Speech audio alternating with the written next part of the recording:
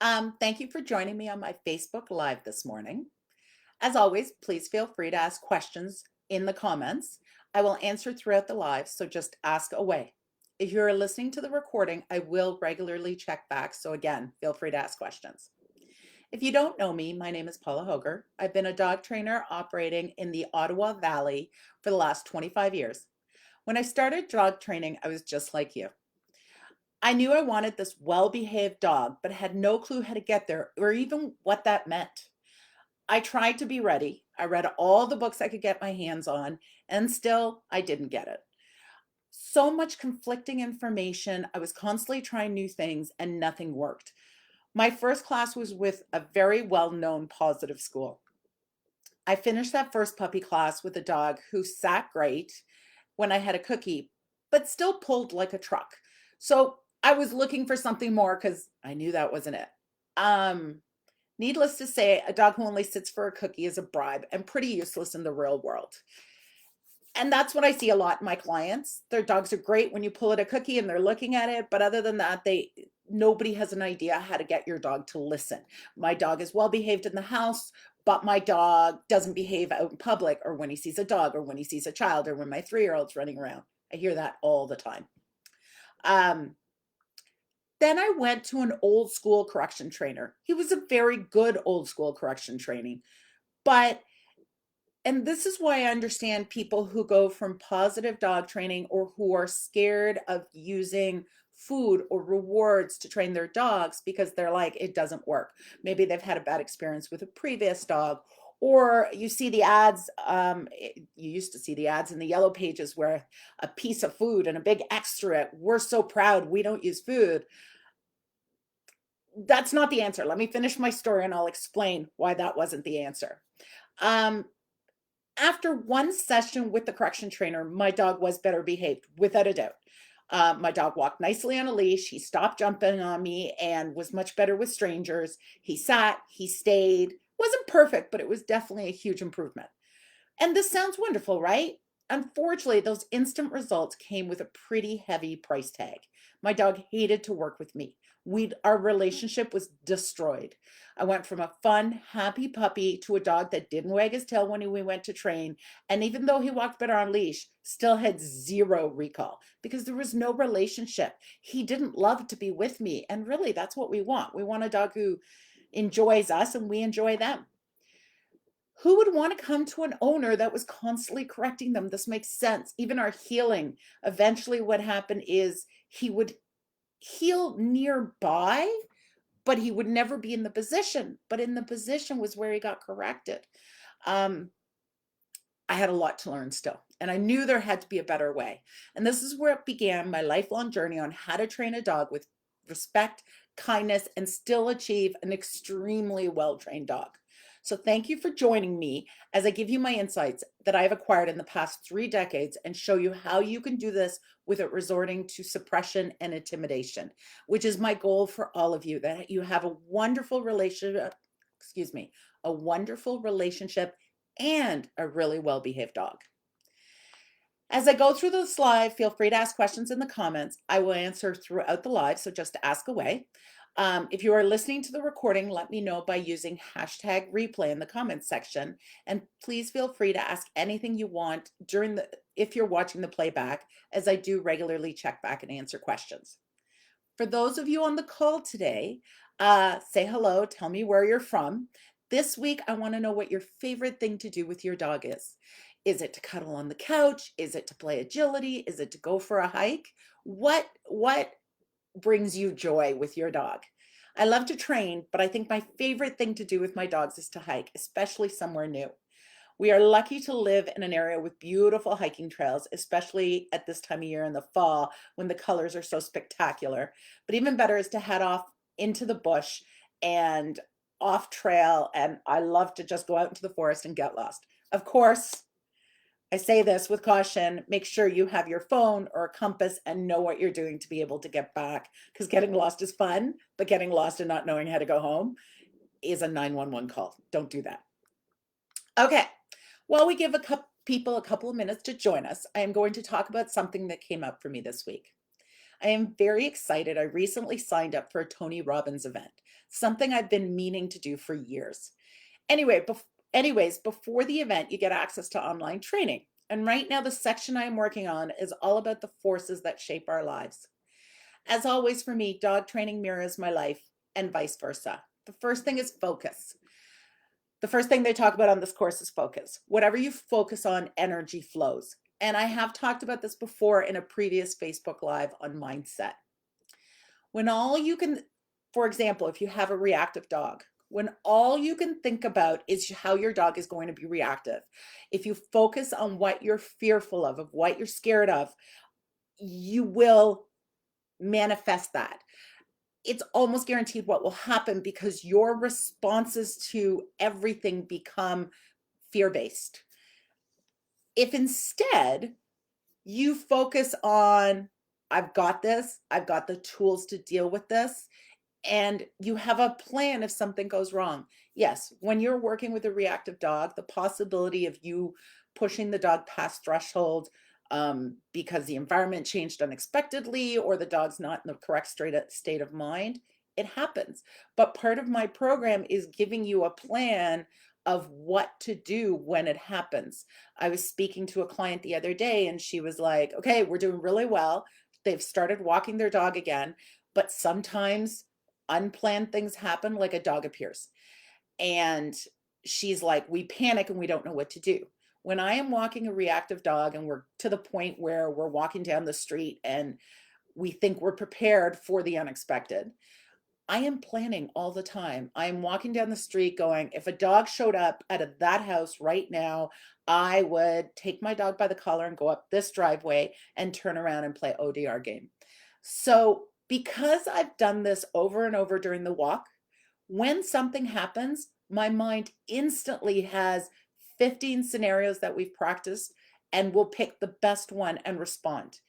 Instead of the opposite, if I do the whole walk going, oh my God, oh my God, oh my God, oh my God, oh my God, then when something does happen, you go into complete shutdown and you freeze.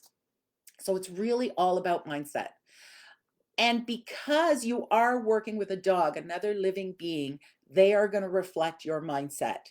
If you're worried and fearful, you're going to tense up, which is going to go straight down the leash. And now your dog's going to be worried and fearful and much more aware of their surroundings. It's always fascinating for me to watch a fearful dog walk down the street and a not fearful dog walk down the street. A fearful dog is constantly scanning for something. They're worried all the time. A not fearful dog is looking around, but they're not waiting for the axe murderer to come out from behind the bush. They're just like, oh yeah, look at that. And they keep walking. So remember, mindset. Always check your mindset before you start. It's a simple thing. It takes a couple of minutes to just practice a scenario that works for you. And then it'll make a huge difference in your dog training. Anybody have any questions or comments? Let me know. Otherwise, we're going to get started on today's topic. So today's topic is, what is a lure, what is a reward, and what is the difference? A lure is defined as a tempt, a person or animal to do something. So tempting a person or an animal to do something or to go somewhere, especially by offering some sort of reward. A reward is defined as shows one appreciation of action or quality by making a gift. I love that. We gift our dogs, we reward our dogs. For me, the easiest way to define the difference between a lure and a reward in dog training is the lure comes before the action you want and the reward comes after the action you want. And this is where it gets tricky. Using a lure is rewarding for the behavior that is happening when the lure appears, because the sight of the lure is rewarding. So you're always rewarding. The problem is you're rewarding the behavior you're trying to get rid of. I have a comment.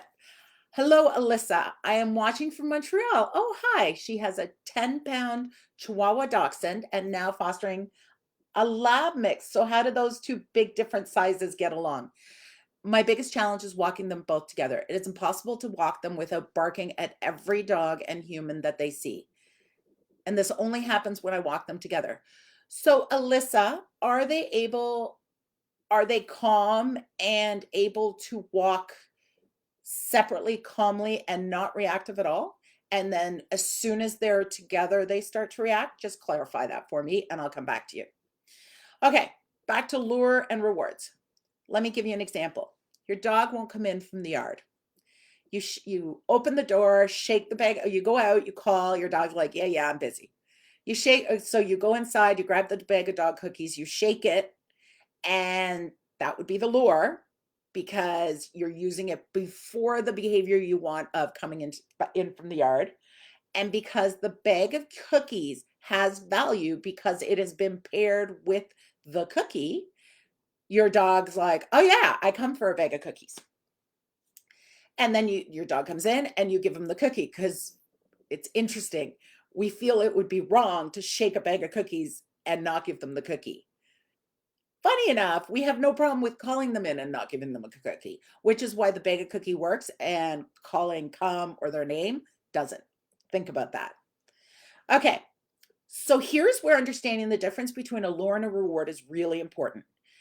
A lure is rewarding because the sight of the bag of cookies has now gotten value. So the problem is the lure is rewarding the behavior that was happening when the lure appeared. In this case, the lure is rewarding not coming in. The sight of the bag is rewarding because it predicts the cookie. So you've paired it. That's what you want to do with your recall cue. You want to say the name, offer a reward, say the name, offer a reward. Pretty soon the name earns that value of the reward. But if you say the name and your dog learns, oh, say the name means I can walk away. Say the name means I can walk away. Eventually the name means they can walk away. I had a client who would call her dog and the dog would spin and run away. That's what the dog had learned their name meant. So let me say this again. You are rewarding the dog for not coming in because the sight of the lure appears for them not coming in. So now the dog is less likely to come in the next time you call because he's being rewarded for not coming in. Does that make sense? And here's how I would fix that if this was a client. It's all about timing and how you put everything together. I want my dog to come in from the yard every time I call. In the perfect world, if I open the door and call, my dog spins like a dime and runs to me at full speed. You already have the cue that works. The shaking bag is your cue. It already works. You shake the bag, they turn around and come. So you don't need to build that cue. You can just use the shaking bag. All you have to do is change what you're reinforcing. So instead of opening the door, calling your dog, waiting till he doesn't come in, and then shaking the bag, you're instead going to open the door and shake the bag. So now your dog's going to come in when you call him. You're just not calling him by his name. You're calling him by shaking the bag. Does that make sense? Anybody have any questions about that? You could say, I don't want to bribe my dog. I don't want to shake a bag. My dog should come when I call him. Be careful of those shoulds. We've talked about this before. Should gets you into trouble. What should and is are not the same. You have to make sure you're working on, this is what I have, this is what I want. So you're like, I don't want to shake the bag. That's what you want. You don't want to shake the bag. So then you're going to use the bag to train a new cue. So you're going to open the door and you're going to add a whole new cue to come. Because you've already, if the dog wasn't coming when you called him, the original cue, so let's say you opened the door before and said come was already optional because otherwise the dog would have come when you said come. So instead you're going to go inside. So you're going to open the door, say inside, and shake the bag. Not wait till they don't come, instantly attached. You're going to open the door inside and shake the bag. What I'm hoping, what I want with my own dogs is I want, when I open the door, there's enough value put behind opening the door that they actually orient to the door. So then if I'm going to call them, they're already halfway there because their brain's already paying attention to me. So I would start with open the door, shake the bag, open the door, shake the bag. And of course, when they come, reward. Open the door, shake the bag. I would do that for 2 weeks. And then on the third week, I would open the door, say inside, shake the bag.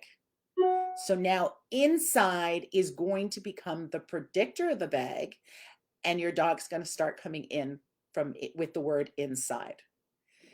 I will regularly send my dogs outside when it's dinner time, even if they stand right next to the door, so I can open the door, yell inside, or whatever their cue is, because that's putting money in that bank of when you heard the word inside, you should run to the door. So any questions on that? If you need help working on coming when called or coming in the yard, send me a message. I work both remote and local, and I can help you come up with a training plan to create a dog that comes when called every single time. Okay, this is another way to use a lure correctly. Use the lure to reward a behavior. For example, when I teach the collar grab game, I want the handler to grab the dog's collar. Collar grabs are super important. They are a crucial piece of the ODR game. Collar grabs are the beginning of the get it game, and they are also how I remove the dog from any situation when he is not able to maintain his calm and cherub demeanor. If the dog is not comfortable having his collar grabbed and is reacting to it, it is very possible that he spin back and snap at you. So if you've got a dog setting off at whatever, a squirrel, a person, a dog, and you grab his collar and he is not 100% comfortable with you grabbing his collar, that's going to put him into a higher state of arousal. And he could possibly give you what's called a redirect, which is when a dog's focused on something, reacting, you touch him and he turns around and nails you or another dog or whatever's beside him. That's called a redirect. We don't want that. So collar grab to me is super important, and I find a skill that most people do not spend enough time on. So how the game works, how the collar grab game works for me is you grab the dog's collar and then you reward him for moving towards you.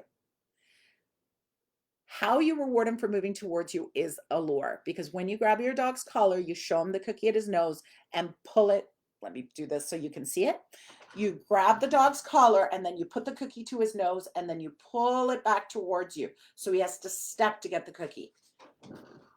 This creates a behavior of when I grab your collar, you walk towards me, which is the opposite of when I grab your collar, you go the other way, which is how you create keep away. I just am working on an advanced collar grab game video that I will post in the next week on Wicca, because this is a game I play all the time with her, because keep away is the thing that she does at the drop of a hat and we are working on. So a lot of times reward placement really helps you create the next bit of behavior. For example, when you ask for a sit, sometimes I'd like the dog to fix his bum, like square up. So I will put the food up high so they have to stretch and they'll fix their rear, and then I let go of the food, rewarding the proper sitting, but I am using it as a lure. So reward placement is really important. And yes, it is a lure, but it's a well-used lure, creating behavior and not rewarding the behavior you don't want. What about you? How does your dog feel about having his collar grabbed? Have you had a problem with keep away? I'm going to take a pause and check my messages. Okay, so Alyssa, when I walk them alone, there is less of a reaction, and there's the problem. There is less of a reaction. So you need to create no reaction at all alone, because a lot of times when you have two dogs, they build off each other. So if one gets excited, the other one will get more excited. So when you have no reaction, you have a lot more leeway to get excited.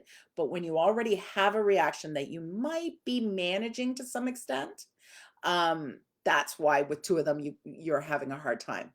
The lab will get excited to go see the other dogs and humans, but she's a lab, but her attention will easily come back to me with treats, and I can distract her with a little play.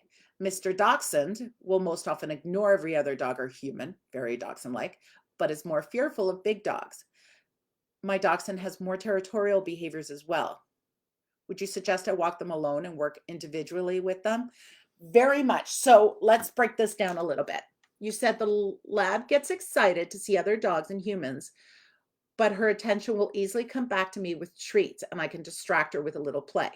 So this is a perfect question to go with this Facebook Live today. The dog gets distracted, you pull out the cookies and go, but look, I have a cookie. So you are reinforcing him getting distracted by looking at the people and the dog and getting excited, which is why your behavior is probably not decreasing. It's staying in one place because first of all, there's a couple of things here. It's your responsibility to calm him down, not his. So as soon as you have two dogs, that becomes much, much harder because now you've got both hands occupied.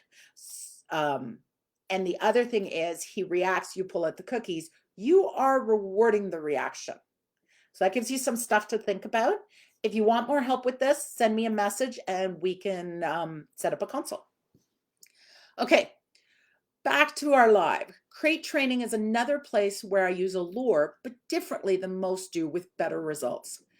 Are you using the cookie to get your dog in the crate? Remember, a lure is when you put the cookie ahead of the behavior. If this is what it looks like, you walk up to the crate, you stop, you throw the cookie in, and now the dog goes in, you are rewarding the behavior of stopping, not of going in the crate. Does that make sense? Because the cookie came out before the dog went in the crate. With rewarding like this, I find a lot of dogs start to get worse and worse about going in the crate. They start to stop more because you're rewarding the stopping. So the more you stop and reward, I find the more they start to hesitate at the gate. And then now you're grabbing at them going, no, no, I want you to get in. And now they start playing keep away and it becomes that vicious circle. And now your morning routine becomes we go to the crate and now we chase you around the house and try to catch you to put you in the crate so I can go to work. Now that you see the problems with luring, now we're going to go back and say, I'll explain the way I do it. So with a puppy, I put the puppy in the crate and then I throw the cookies behind the puppy. And I put the puppy in the crate and I throw the cookies behind the puppy. And I'll do this for a few days. I would do this with a little dog, and with a bigger dog, I just take them by the collar and put them in the crate. I would not do this if a dog who is terrified of the crate. I would only do this with a dog who is comfortable with me holding his collar and comfortable with me moving him by the collar. Okay, so now I put the puppy in the crate and I throw the cookies in ahead of them. So the cookies are a lure because they're driving him further into the crate.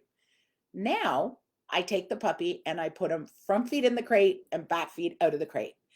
And I just let him go there. I still usually keep my hands on them because if they make the choice of backing up, I want to be able to stop them. But I've spent a week or a few days going, you go in the crate, you get cookies. You go in the crate, you get cookies. I put them down and most puppies are going to go, well, what if I jump in the crate? What if I bring my back feet in? Throw the cookies in. So now you're already creating motion, voluntary motion into the crate. After a few more days, I put them down just outside the crate. With little baby puppies, watch that the step going into the crate is not too big for them. So now they're going in from outside the crate. And then as I progress, I start letting them go further and further away, or now holding their collars and letting them make the choice. Without a doubt, puppies make mistakes. Grown-up dogs make mistakes while I'm training this. So I will keep my hand very close to them or keep my hand in their collar. I am not putting them in the crate by this time. But if they're like, hey, I want to go that way, I just stop them. This way they're making choices which you are rewarding. And that's what you want. And that's what will give you a dog who's 10 weeks old and you walk towards the crate and they run in and wait for their cookie. Instead of you walk towards the crate and they run the other way. Let me get back to my notes, make sure I haven't missed anything. How does your dog go into the crate? Does your dog go in well, or does your dog do the, you're not putting me in this crate? And be careful of anthropomorphizing. Your dog not going in the crate is about reinforcement history. It is not about whether or not he likes the crate. I've had one dog that had mild separation anxiety. I have followed the same formula for all my dogs, and they've all been great in their crate. But I have one dog who had some mild separation anxiety, nothing major, but he loved his crate. He didn't love me leaving. Um, but he still went perfectly into the crate. So the reward history was there. He just wasn't always happy about me leaving, but it wasn't associated with the crate. So be careful about that. I hear that all the time. Oh, my dog hates the crate. And then we feel guilty. So we don't want to use it. People who are allowing their dogs to eat their house because they feel guilty about putting them in a crate. Honestly, it is just a matter of reward history. If you change your reward history with going in, your dog will go in the crate. I want to address the elephant in the room when it comes to using rewards. There is a really weird thing I've noticed with people. They have no problem giving their dog a bedtime biscuit, but have a real problem using food in training. I'm guessing it is a belief that the dog should be doing it because we said so. If the dog respected me, he would do it because I want him to, not because I used a cookie. The other side of that belief is the person who is always rewarding their dog, even when it isn't necessary, because of the belief that the dog will stop listening if they don't have food. This is the same fear, just displayed differently. Food, like anything else you use with a dog, is a tool. It is a tool that helps you build value for what you want. It's a formula, it's not an emotion. If you do a good job of training your dog, you will have transferred the value to the behavior, and the behavior will become self-rewarding or a habit. Some behaviors will still need to be topped up periodically for a variety of reasons, usually because the dog is being rewarded for not doing the behavior. For example, my 10-year-old border collie Iggy has been expected to stay at the patio door when it opens and wait to be released his entire life. In the last year, this behavior has really started to deteriorate. And I know why it's happening. And old dog, I always let them get away with stuff. When you open the door, if you release right away, the opening the door will soon become a release. Remember, dogs learn by anticipation. And especially I watch my husband and son do it. I open the door, especially with a young dog. I open the door, I take a breath, and then I say break. With him and with all of them, they open the door and say break as they're opening the door. So pretty soon the door opening becomes the release. And unless you manage that by adding that breath and sometimes opening the door and closing it, making sure the release stays break, that behavior will start to slide and the opening door becomes the release. And then he starts to push, now you put your hand on the handle of the door, he starts to get up. This is how behaviors deteriorate. It's not the behavior deteriorated, is our use of the behavior has changed. And like I said, with my young dog, I pay super close attention to this because it's my start line. With my old dogs, I'm like, meh. And agility, for me, it's my start line, and agility is very important to me. So we pay attention to the things that we value. For my older dog, now retired, he's retired. I don't care. Let him break. I don't care. Behavior is always shifting and changing according to what's being rewarded. And by rewarded, I don't mean food. In this case, the reward is I let him go at the door. Let's say I start to let him pull on a walk. He smells something, he starts to move towards it. And where a young dog, I'd be like, continue walking, never slow down. With an old dog, I might go, okay, let's walk over there and smell. Or to say hello to someone. I don't let my young dogs drag me towards people ever, but I might let my old dog drag me towards people, and he will take full advantage. Not in a bad way, but if I allow him to pull towards a person, I guarantee you the next person he sees, he's going to pull towards them, because for him, saying hello to people is super rewarding. So when behaviors start to deteriorate, it's not so much they've lost value, it's we've put value somewhere else because of what we've allowed. So If you see a behavior start to deteriorate, start paying attention to why. What's going on? What's happening? So that's the end of this Facebook Live. If you have a training problem that you need some help with, not sure what to do, tired of trying different things and they're not working, so many questions that you don't have answers to. I remember my first puppy, so many questions. I could have written a book of questions that I just needed to sit someone down and be like, what about this? What about this? What about this? That's what I do, especially with puppies. We do a lot of just answering questions. What do I do when he does this? What do I do when he does this? If you're ready to work with me and get some answers to what you're looking for, I do consults both remote and locally. Any questions before I go? Join us next week on Friday at 10 a.m. for our next Facebook Live. That's all for now. Thank you so much for listening. Have a wonderful weekend, and we will see you next week.